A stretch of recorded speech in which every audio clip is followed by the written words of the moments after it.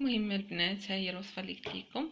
كناخذوا القهوه انا ما عنديش البن، فعادي ماشي مشكل ناخذوا غير هاد القهوه هذه، ولكن ما تكونش خفيفه الذوبان، يعني ماشي نسكافيه ولا شي قهوه اخرى.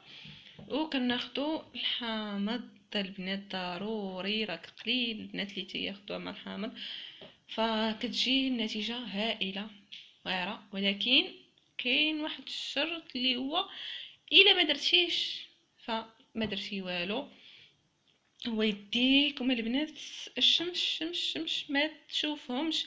المهم حاولوا تغطيو يدياتكم ولا تدخلوهم في الجيب، ولا المهم شي حاجه تجمعوهم بحال هكا.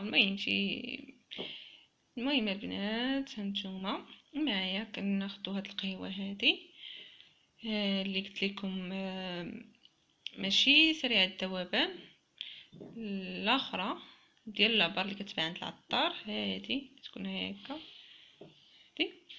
و الحامض ديالنا، حامض ضروري. فغادي نخلطوا المكونات مع بعضياتنا البنات، نتوما معايا، خليكم معايا. غادي نخلط هاد المكونات، نعصر الحامض،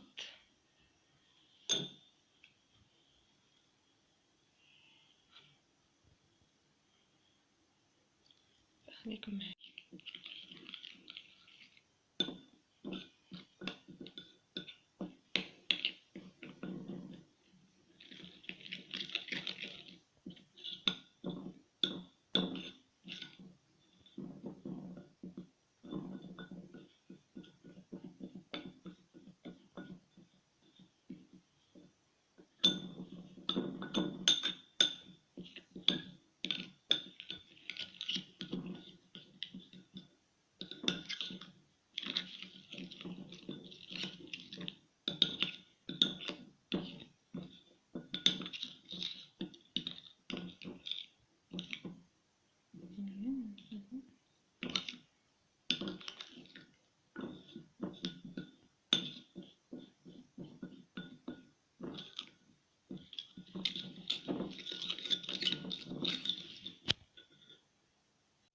هاد القشور هادو، المهم هاد البقايا ديال الحامض ما كنرميوهمش، كنغطسوهم بحال هكا البنات. هنا كنغطسوهم هكا،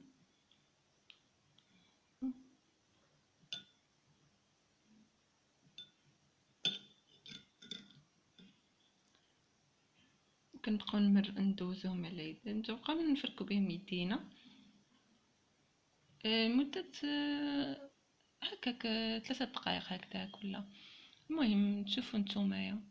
وهاد البنات، هاد الوصفه البنات ما ديروهاش دائما 3 مرات في السيمانه، لانه سميتو البشره ديالنا كما كتعرفوا راه كتجدد دائما، كتعاود تقشر سميتو. داكشي علاش خاصنا نبقاو ديما نديروها نخليوها في الثلاجه، ولكن 3 مرات في السيمانه لا غير، لان البشره ديالنا كتقشر وكتعقب تجدد، يعني ما خصناش نهملوا راسنا. وهكا هانتوما البنات، يدي نقيه نتيجه ضمونه. هادشي ديال القهوه بقايا ديروا شي وصفه ناجحه.